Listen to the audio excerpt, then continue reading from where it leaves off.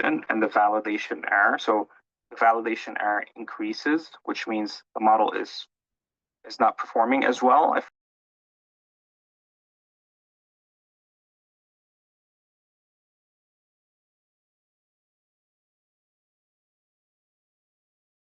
Hey, Jack. Hi. We'll give it a few minutes. Sure. I like Wayfang that you and I are hosts, so then I can mute people who come on and do things like that. So Oh, by the way, I made some I saw. editing in a blog document. Yep. I don't know if you already saw it. Yep. I saw it. Okay. Yeah. Are you in China next week too? Yeah, actually, I'm going back tomorrow.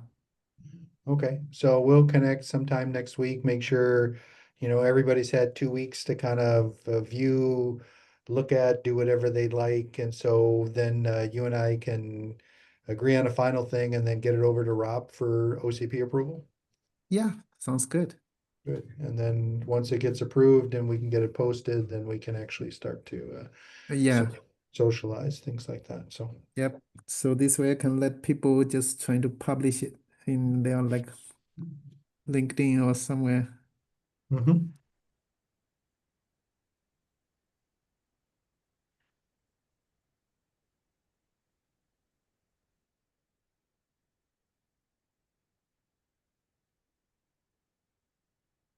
We'll give it a couple minutes.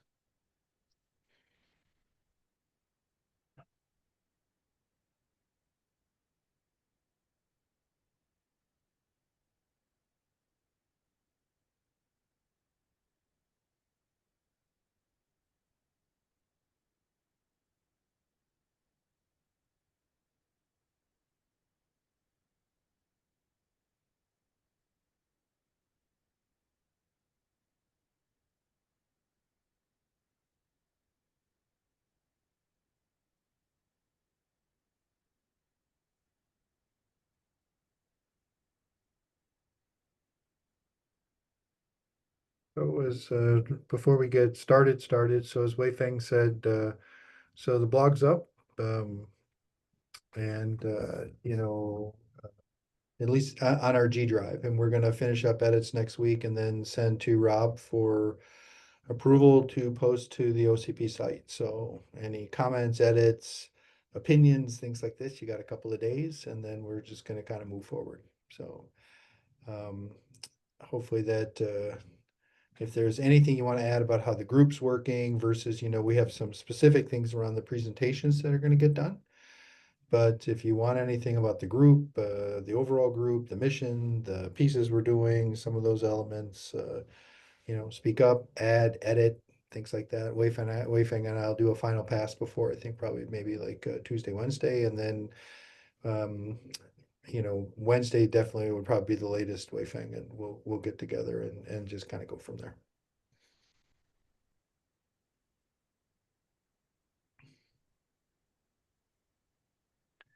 Can everybody hear me? Yes, we can. Okay. All right. So I think the last time that we got together, Winston, so um, I see Andy here and I see Pradosh here. So Winston said he couldn't make it, but Winston said he might wanted to do a simple update for today. I wasn't sure if you guys had anything in terms of where you are, what you're doing, any sort of call piece that you have before we just have a short topic for today. But if there's anything from your side, Andy, that you guys, because I know Winston's not here today. And if not, it's okay. I know you guys are chipping away at it. Hi, Jack. So from the presentation perspective, yes, we created 2, 3 slides that we would like to add to what we have the larger slide deck. So there we have some updates. Maybe we can quickly show that what are the slides. Kingshuk is also little late, so he might be joining in 10-15 minutes. So maybe we can do that. Okay. I see. So Yeah. Pradosh, I will say that if you have a couple of slides and you're going to piggyback onto Yasha's talk, you probably should show them today in terms of, because Mhm. everything's due on Yeah. Monday. Okay, We will do that. Mhm. okay, all right, We so, can do that. Mhm. okay, we've hit, oh, I'm sorry, I cut somebody off, I apologize. No, I'm just asking, are you telling me and check or there's another Prakash? Oh, I was talking to Pradosh. Oh, Pradosh. Okay, sorry, I misheard Prakash. So I said, but yeah, I have the same question. Where should I put my slide? Which presentation will be part of? You know, because you would naturally fit with Jay. Send an email to Semantica before she submits on System of Systems if you have a slide, Okay. and see if you can fit it in there. Okay. It's the part I would say. Thanks. Yeah. That's what I sent an email to you, so that's what it is. Thanks. Okay. Yeah. So send a mail to Semantica, and you know, because she's doing kind of the upfront piece, and then Yasha has a very specific piece he's doing on kind of the application space. Okay. Okay. Thanks. So Andy, Kingship's not here, Winston's here. So whoever wants to run through the couple of slides, now would be the time. Because, you know, otherwise nobody's gonna have seen them. And Monday is the last, for everybody here, you know, everything has to be in on Monday. So we had talked about compressing, you know, you know, not compressing necessarily, but it's consolidating to one presentation, one deck. And then OCP came back and I spoke to Kate through email, and she said we'd have to resubmit abstract, we'd have to resubmit some other pieces and do some of those things, and then go through the kind of a different piece. And I said, well, we're only a couple days away. It would just be too hard, you know, because then we have to update the OCP to come back to get approved, and then we'd be down to probably Monday sometime to do this. So we're going to stay with the two presentations. And so Semantica is kind of the leader for presentation one, and Yasha is the leader for presentation two. And Tushar, to your point, because we're all one group, we're just going to go right through. So this, we're going to follow the same format, but you're going to basically work with Semantica to get your slides in there. So you'll talk, and then Yasha will just take over right from where you stop. Hey, Jack, I just need a couple of minutes to, I know I have kind of fallen off on the separate track, but I'm still stitching everything together. And by the way, Prakash did reach out to me to do the presentation. And Prakash, I think I'm still working on it if we can. There is an interest from a professor from Stanford, and I'm seeing, and because the topic is a little bit strategic for Broadcom, so this is beyond my hands to who to include and who not to include. Just my apologies on that. Yeah, no worry, Jay. All I wanted to have means maybe after your presentation, we can have one slide on the convergence part, which I'm working on, so I can just put in there. Yeah, and then yeah. I think the best would be, as Jack was saying, that Yeah. because it all falls in the systems of systems. So maybe, you know, Semantica can include that slide, but I can do that too. I'll take a look. Please do send it to me. Okay, Yeah, and then, so I'll probably touch base with you offline also, the work which I'm working on, so we can. Right. Yeah. Yeah. Okay. It includes some of the ITF stuff and all those stuff, so I'll just talk to you separately. Wonderful. Okay, so Prakash, send one email, including Jay, and send it to both Jay and Semantica, and kind of, you know, get that going, because as everybody's seeing, we're getting down to the wire here, and whatever gets submitted, you know, at least it gets it in for approval. Final slides, I think, is not due until September. But if you don't get approved in this first slot, there's no, I mean, the final slides don't make any difference, because the first Right. part is, you have to get through the first part to get to the second part. So, Definitely, I'll work with Jay and the Semantic. okay. Okay. So and just as I to follow up on so- that, sorry, just to sorry to interrupt, just to follow up on. So I understand that there'll be two presentations. So you know, I would send mine to Samantika. I guess Keysight would send it to Jasha. But in terms of the speakers, has that been updated? I didn't receive anything specifically. So it didn't, you know, I just worked, so I'll send mail back to Kate and I'll update the speakers. Got it. Okay, thank you. Okay, so, but I have to get all of this, so Tushar, I know you, I know Yasha, you know, I'll have to get somebody from the Keysight team, and then I'll have to talk to Semantica. So I'll send mail after this, and I'll start the process with that. Because it's that part in terms of updating the website and getting the bios and doing things. As Tushar, as last year we did it up till the week, 3 days before we were still updating it, going through things like that. But we'll make sure everything gets updated. We do that piece.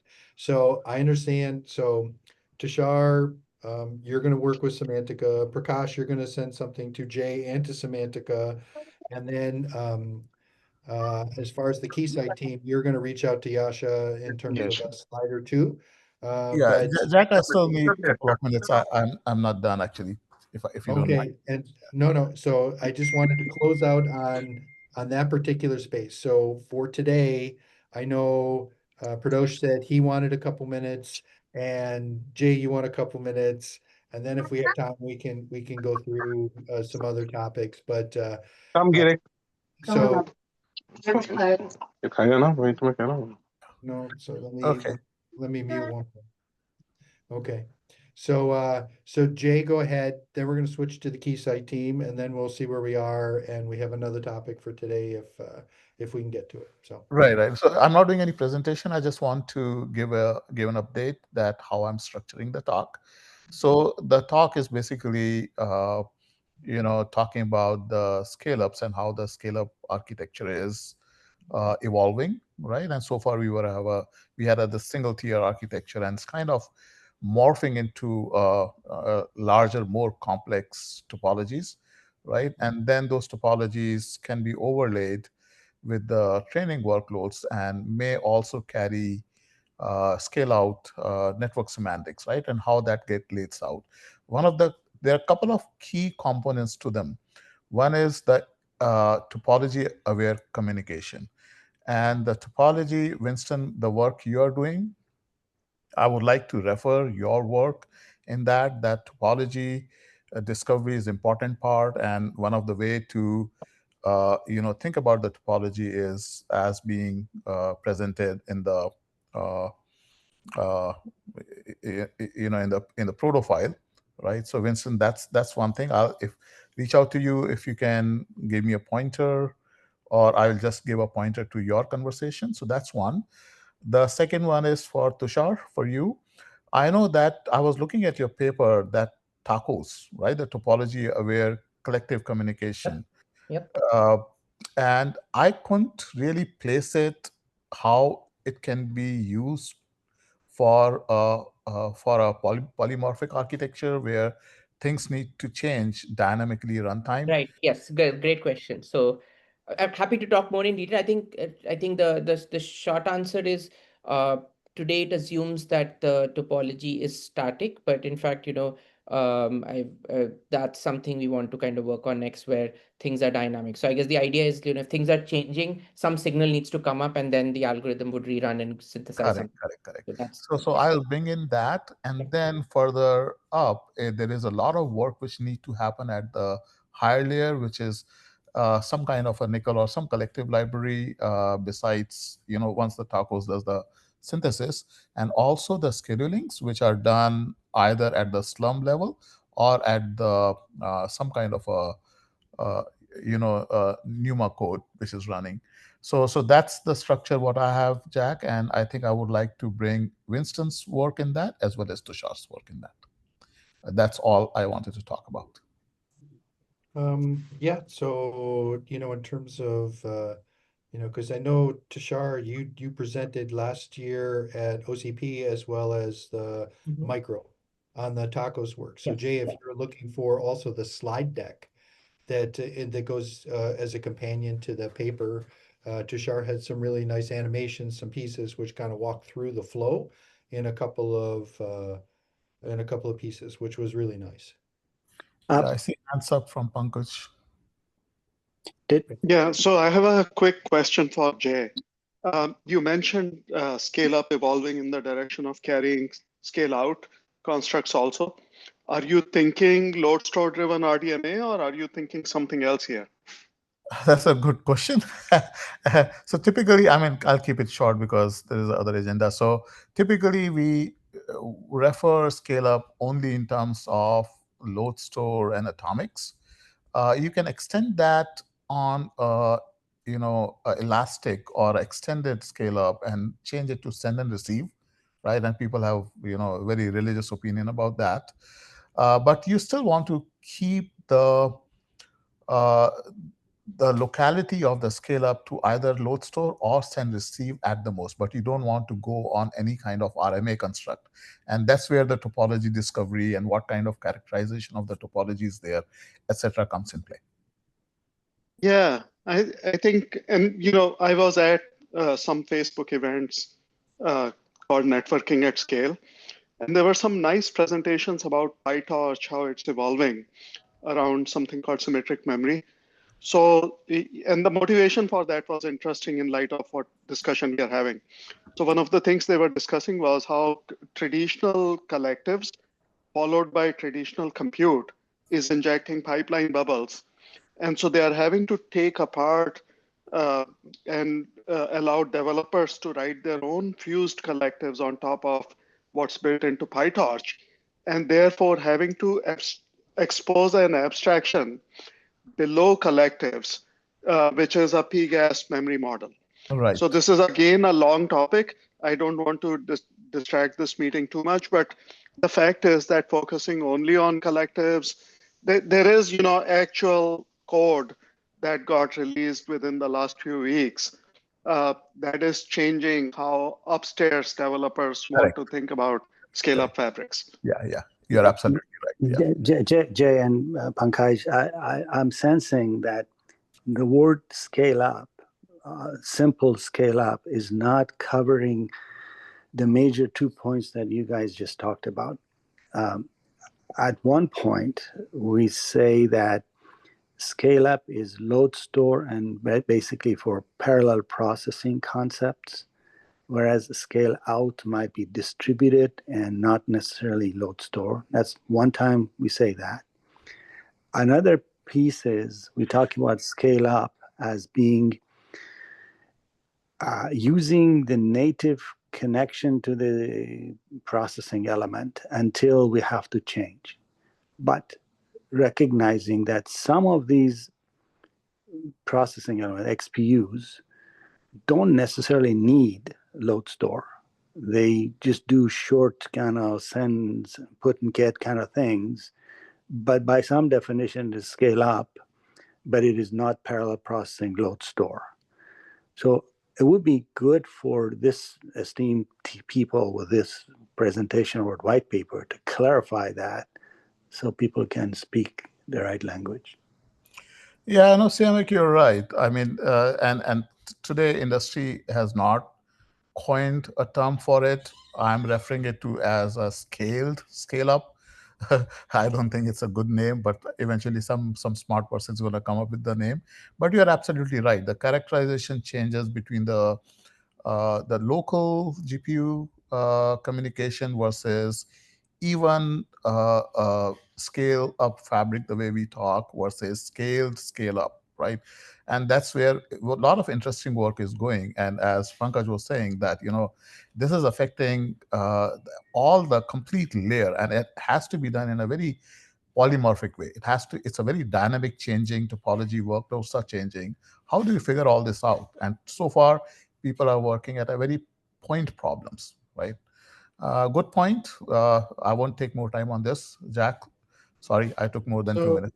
No, I mean, well, I mean, I guess if we're going to be building talks and becoming somewhat synergistic around 3 or 4 talks, then, and to Siamak's point, we should be a bit clear. And so can you talk a bit more about your scale up versus scale out, and what that kind of that bridge domain, what are the characteristics if I move from my pure load store maybe? And Pankaj, I agree with you. The symmetric memory PyTorch work they submitted was really good. And so how would you classify, and are there topology characteristics, or are there elements of the topology plus the network characteristics which allow you to do your scaled up before you do a scale out? Yeah, so I mean, I don't have my slides completed, unfortunately. I have like barely 3 slides in, but I'll give you a little bit of a background what's happening. And lot of work is going on. So typically when we talk about scale up is used for inference, right? And the question you should ask is that why the heck I want to scale the scale up itself if my inference does not demand anything more. And that's where the problem lies. So what's happening is the inference logic is becoming big, especially with the MOE models. It's creating two problems. Inference never had a back propagation, right?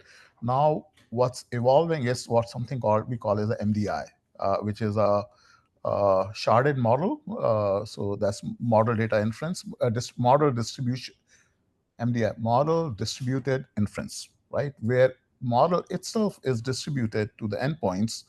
And what it does, it creates a need of not so powerful endpoints because now you're doing model sharding for inference. But what it does now, it creates three problems. Earlier in an inference model, you had the KV caches, which are centralized architecture. You had the GQA, right, the general query attributes, which were also centralized. Now you have everything distributed. Now the vectors which are produced, the intermediate vectors, they need to traverse between the models to converge. Now you have this simulated, sort of back propagation, which typically you refer into the training construct, right? So, and that's where the line starts blurring. Although the workloads are different, the traffic patterns are different, the things which are getting moved around, they are not the gradients, they are not the weights, but they are the vectors. But the characterization of the flow is still kind of converging. So that's what the problem is causing for going into this, creating this massive scale-ups. Now we are not talking about single tier, we are talking about two-tier scale-ups. Sorry, Jack, something you were saying?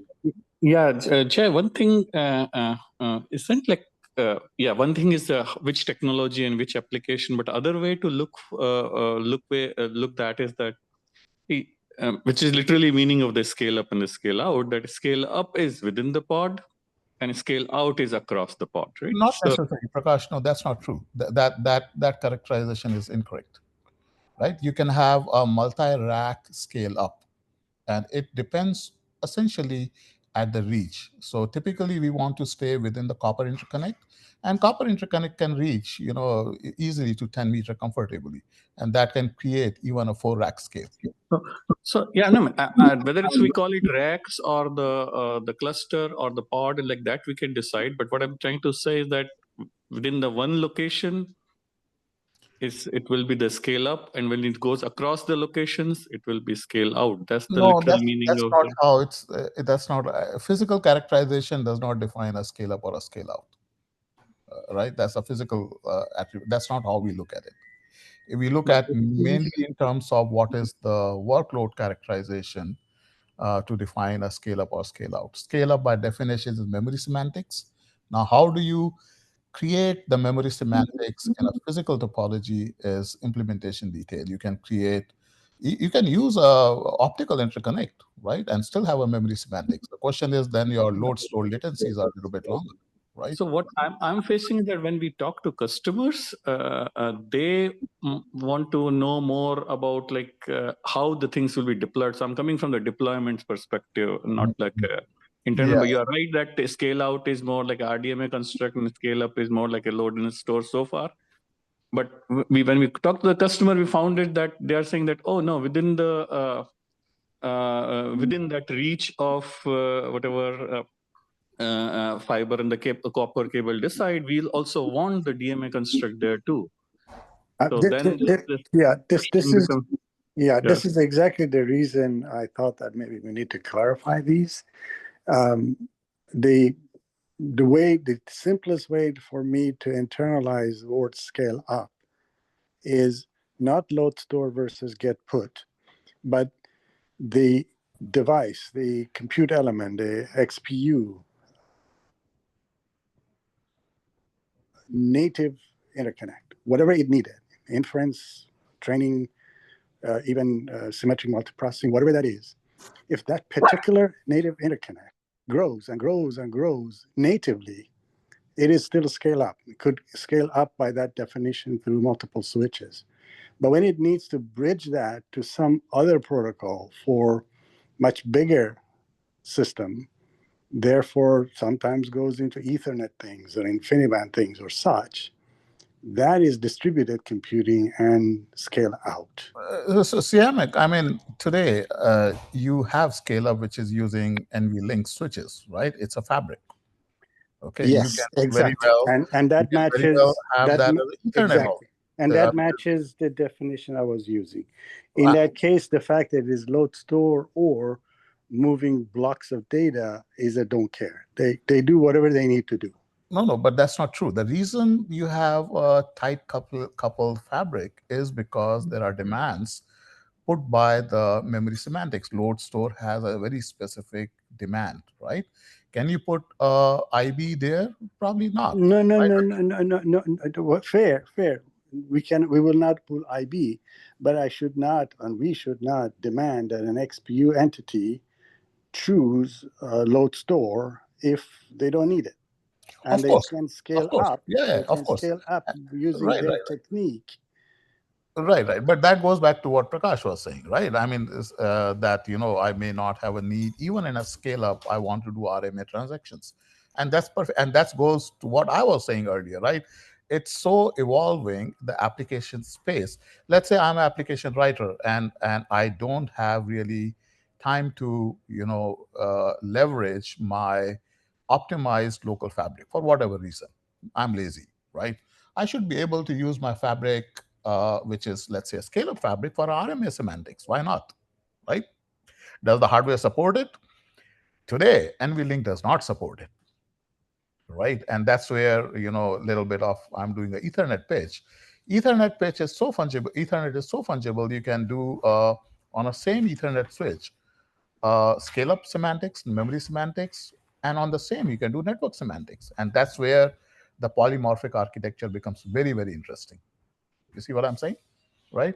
But we do still talk in terms of the requirements which a given workload puts on us, right? We never says that if the physical boundary crosses, then it becomes scale out, right? And things like that. So if I'm interpreting, and I apologize if I'm screwing up the conversation here. So Jay, to your point, if I look at it, I mean, you had talked about inference, when we do training and I need to do tensor parallel across how far can I push that boundary and still do those pieces, which are very memory intensive, low latency, they have specific demands. We do them memory specific today. And how far can I push that particular boundary on a link? Today we use, for example, NVIDIA uses NVLink. And you're going to talk about the pieces that you go through. And once I get beyond a point where that particular, whatever connectivity we decide that is, it's not going to meet the demands, then at that point, now we start to connect things together, whether they're pods or whatever we call that physical construct of how we group those GPUs. If I'm understanding you, Jay, what we do is we have an application. Today we could do tensor parallel, we could do matmults, whatever it turns out to be, that we're communicating data, memory semantic, across something, to Siamak's point, which turns out to be very, very specific to the accelerator that we're using for that particular operation. And we hit a boundary where we're going to break something, either the symmetry of the operations that we're doing for memory or the overall latency, whatever the fabric characteristics that we have. And maybe I misspoke, Jay, because I know you talked about inference, but we could also do it in training. We could do a number of things, but we hit this kind of logical boundary of the operations won't be, for example, symmetric anymore because of the characteristics, the topology of the network, and to Siamak's point of how we connected into the accelerators that we're using. Yeah, so I mean, this is an interesting topic.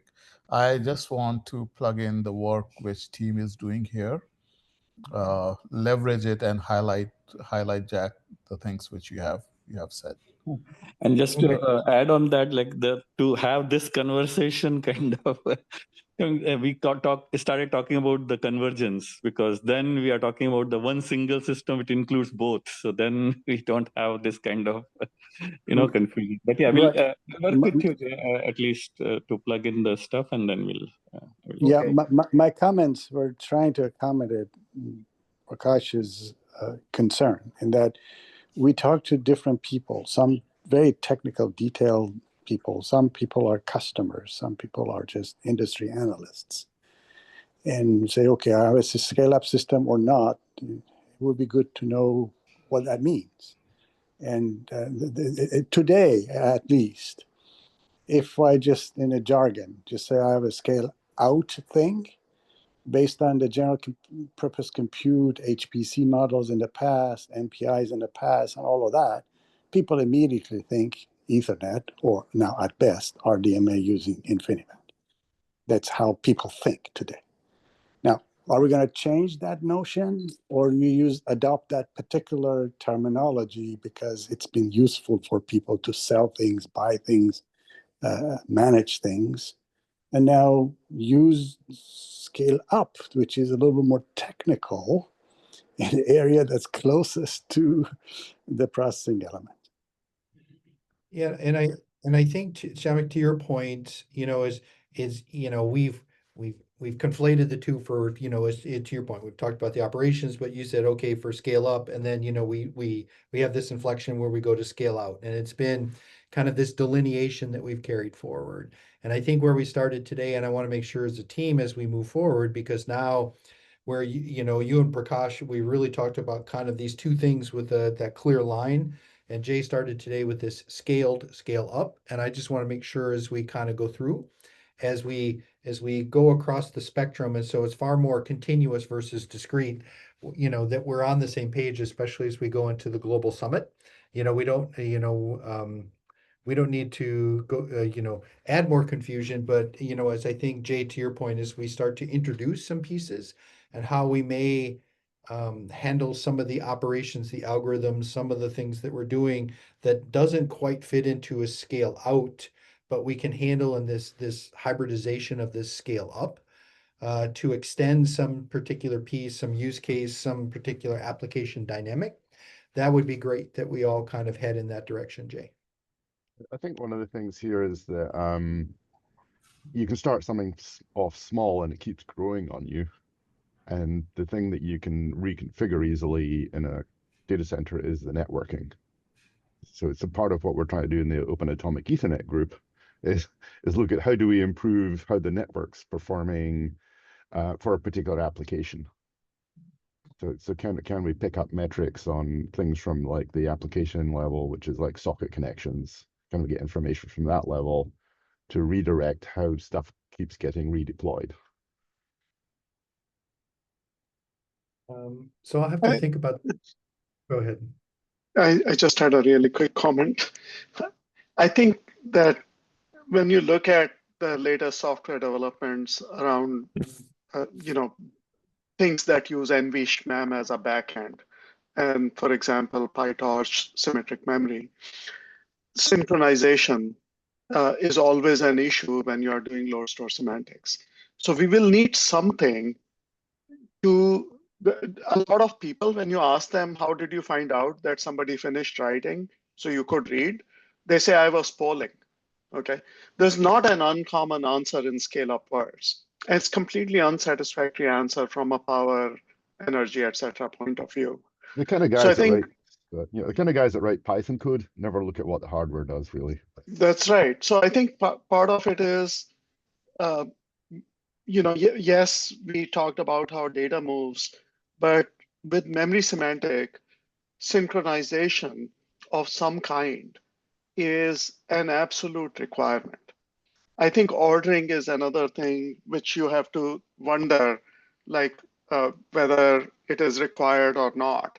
And so I think it might help actually to decompose the aspects we have been talking about, which is how do you initiate?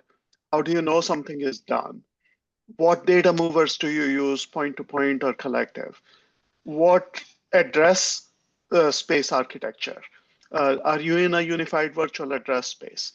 Are you in a network virtual address space? Do you need processes in order to translate or not?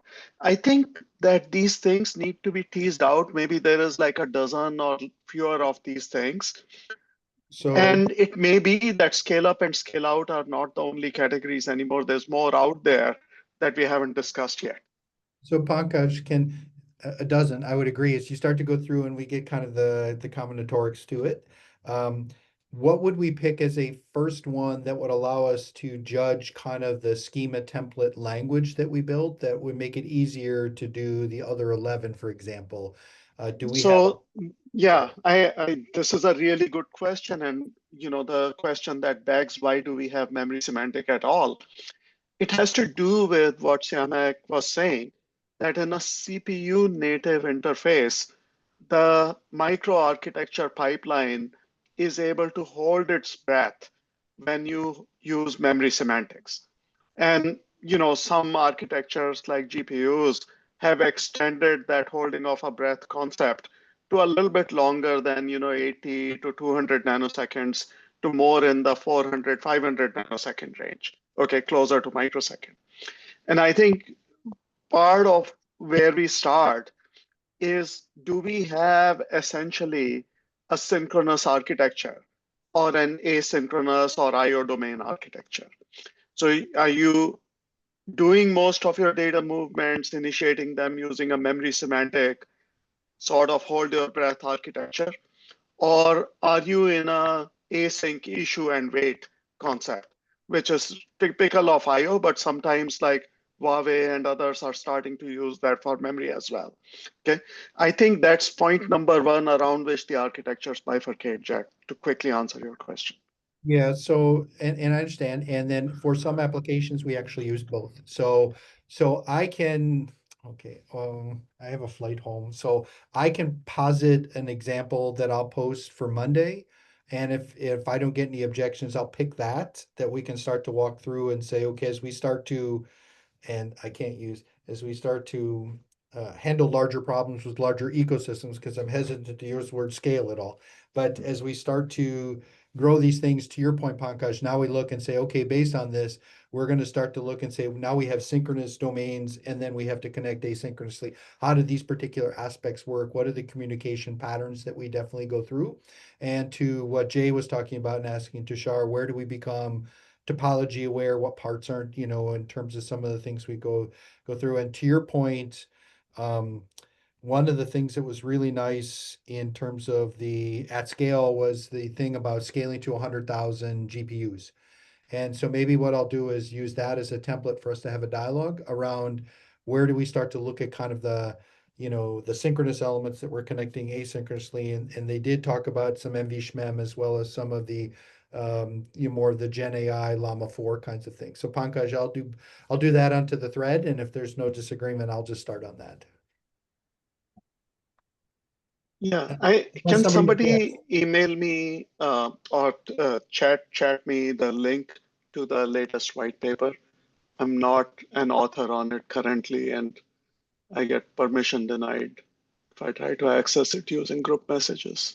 It's in a shared drive, so Yeah, I haven't seen a request from you, Pankaj.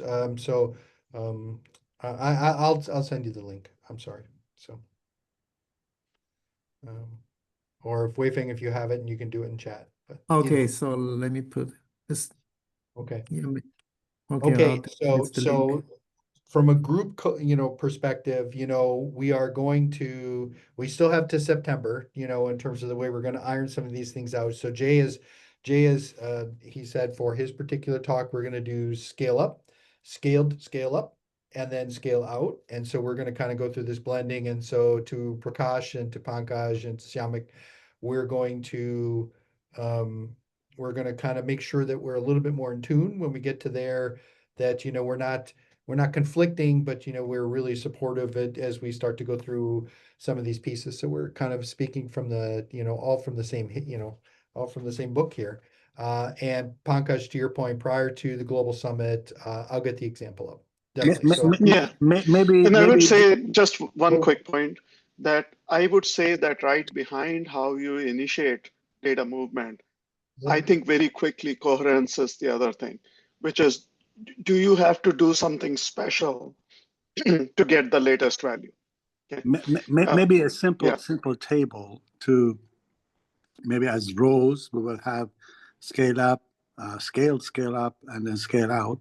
And for columns, we will have these attributes such as ordering, symmetric multiprocessing, load store, get put, or synchronization.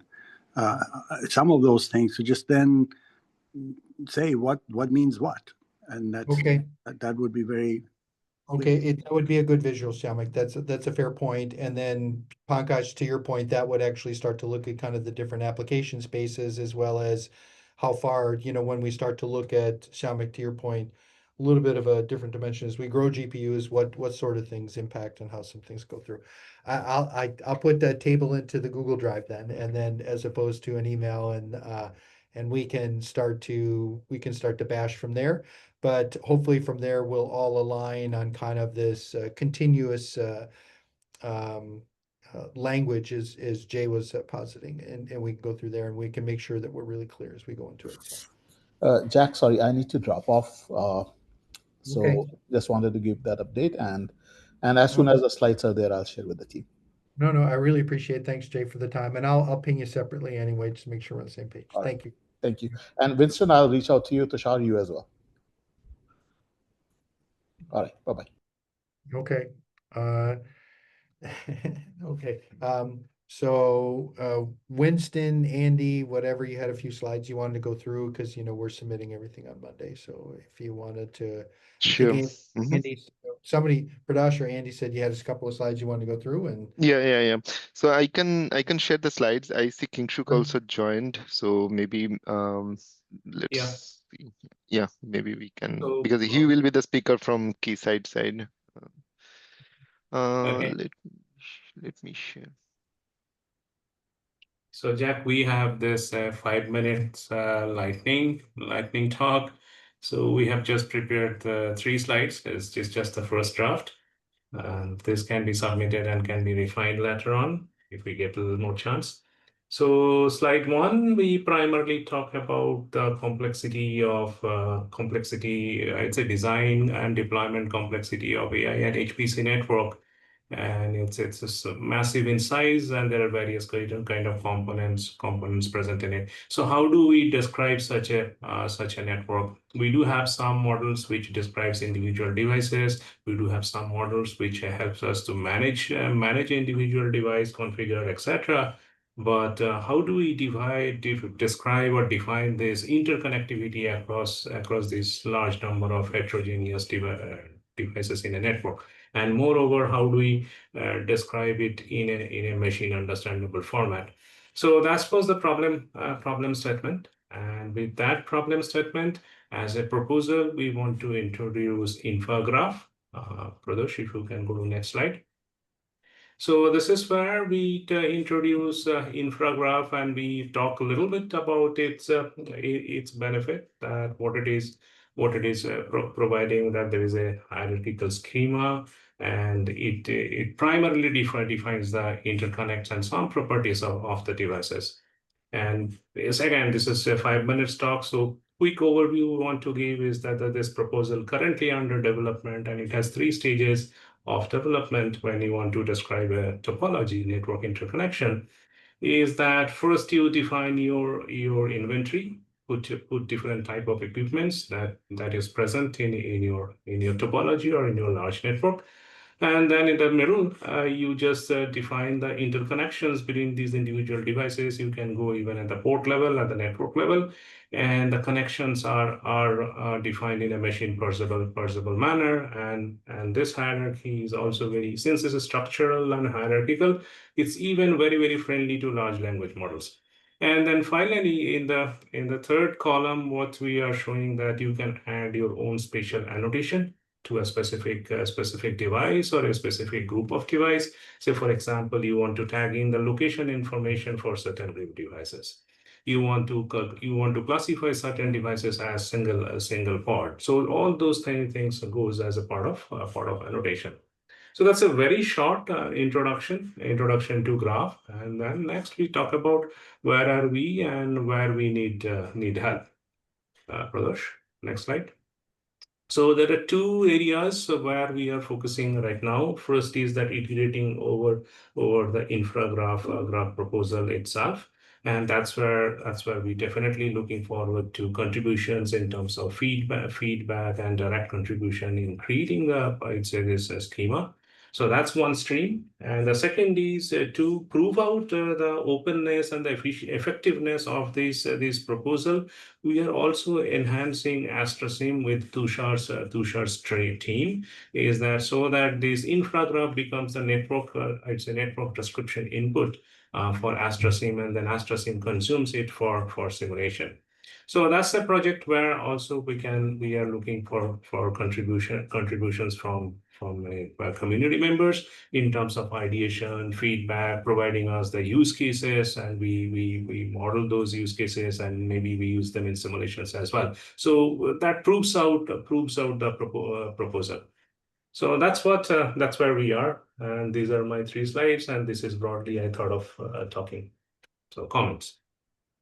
Yeah, so I I guess just somewhat just of a language thing, from the infograph into AstraSim, it uses it to provide the structure, but I still need the traces and all the other things in terms of the pieces of AstraSim to what you do is provide a structured way to connect all those dots, correct? Yeah. There's another thing in here of getting an API for people so that if they plug in an XPU of some kind, it can give you the information to build the graph. Exactly. Yeah. So we define the structure, we define the model, and while talking, I'll also give an example. So like various tools can interconnect with each other through the same model. So we propose the model, we get the community feedback, and if community agrees on a uniform model, then it helps very easily to interconnect many tools. Say, for example, the same network topology, the network description can go to the simulator engine. The same topology can be learned from a device discovery engine. The same topology can be given to a network emulator to blast out the workload for testing or whatever experiment you want to do. So it ties the tools together. And we're talking about doing a graph virtual machine thing in the Atomic Ethernet group. And something like that would be the thing that maybe would talk to your stuff and manage that graph for people. Yes. And one of the things that would help is common trace format between actual measurement, modeling, and simulation. So the things that really help build tools together is not just not just this kind of topology interoperability, but also being able to share visualization across modeling, measurement, and simulation. And so anything you can do in addition to the topology work to also tie together traces and visualizations will also be helpful. There's a thing of getting the name of something. So if you have a socket link between things, you can say, okay, I want to know what this socket link's doing, and you need to talk to the network about that. Say, I've got this virtual path through the network. Tell me how well it's working, and then that goes into your data logging thing. Yeah, and these are all good ideas, and this is what we need from the community. So that's why I thought of putting out this where we need help slide. Good start. So a couple of questions, Jack, is I think our slide will be appended to Jessa's slide. So I think we all need to be on the same template. So from where do I get the template? I couldn't find the template today. I don't, so I'd have to look for the template. Yeah, or Yasha has the template, but I can. Yeah, I have it saved. Kingshuk, it was Kingshuk speaking, right? Yeah. Yeah. I have your email address. I'll just email to you now. Okay. Just a warning that you need to download the font that they require manually. But it's on Google. So is the same thing true for the semantic slides, other slide deck as well? Is there a template which I can use? It's just the OCP OCP template, right? So they require you to just use the official Oh. OCP slide deck. So both slide deck will have the same template. Then if you can The send me OCP as forces well. us. Yeah, I if you did can a send quick me as well, I'll search. use. Yeah, I did a quick search. I couldn't find it. So if somebody can share, that will definitely help. Yeah, coming your way. Okay, thank you. Hey, Yasa, maybe you can just put a template in the shared folder so this way people just, That is an excellent idea, Wi-Fi. Yes, let me do that. I'll do that now and then put a link in the chat in a minute. Let me just pull up the Yep. folder.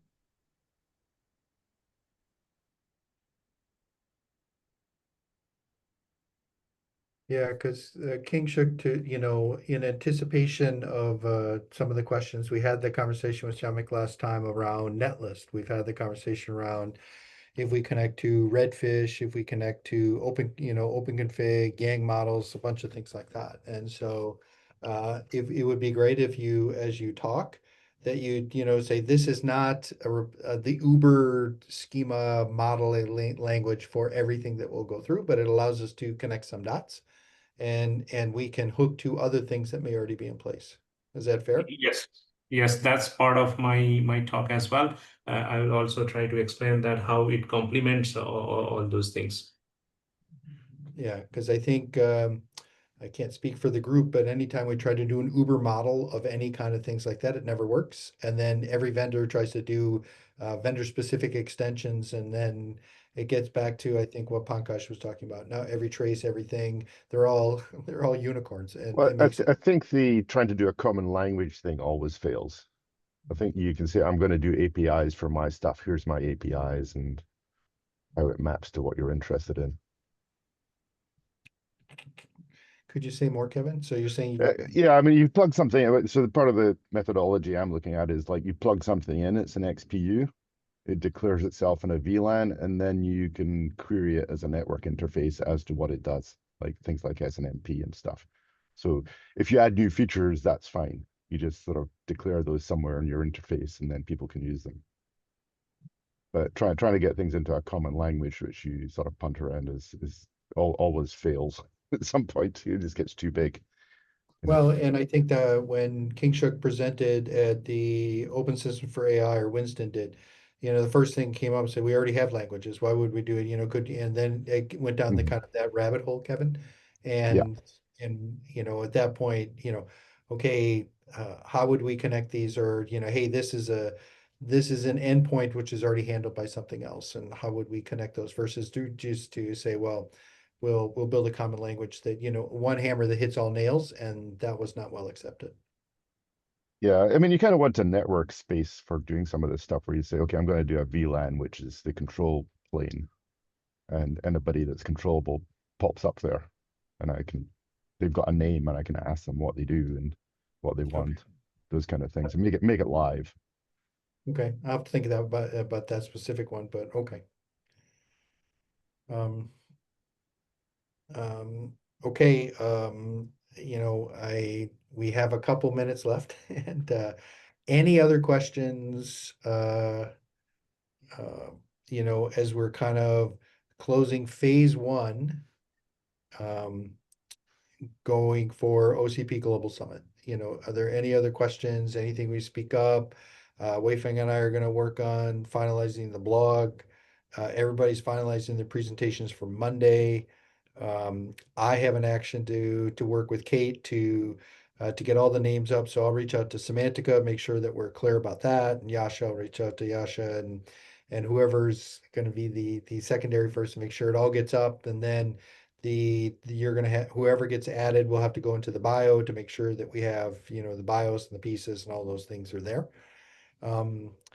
And I have an action to start working on the table that, Pankaj, Shamik, and what does it take to at least start to build out the structure so that we can start to talk about some of those pieces, and we can visualize some of the dialogue that we had today, and then start to adjust some of those lines, some of the language, some of the communication patterns that we've been discussing, and then it becomes more concrete. So as we go from Semantica and Yasha and Jay and Prakash, and we go between these particular things, while we tried to do system of systems as our common language, people really understand, we have a better anchor. And then I think to what Pankaj and Siamak were, then we'll just work to finish off the white paper before Global Summit. So it gives us 6 weeks. So, okay, we can do that too. So,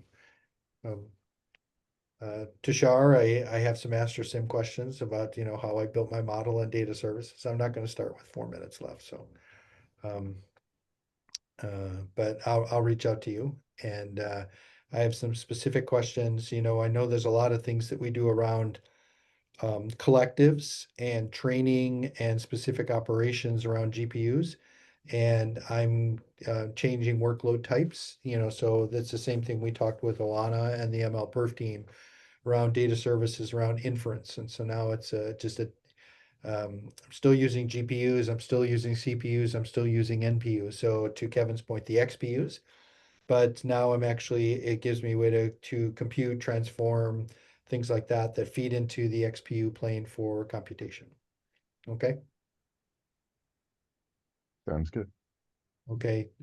Well, I don't know. Tushar's still on mute, but I'm gonna bother the heck out of you, Tushar. So. Okay, I lost him. Okay.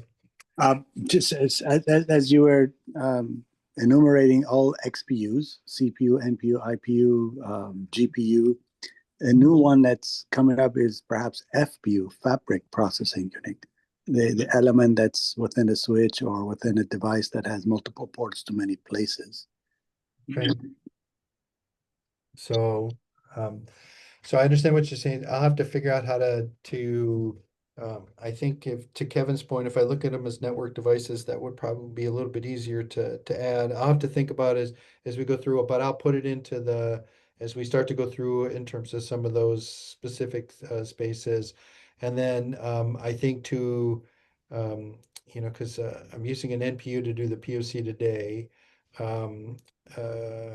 FPGA is another one that comes up, and I just don't want to treat, I have to figure out where that kind of fits as well, Sam.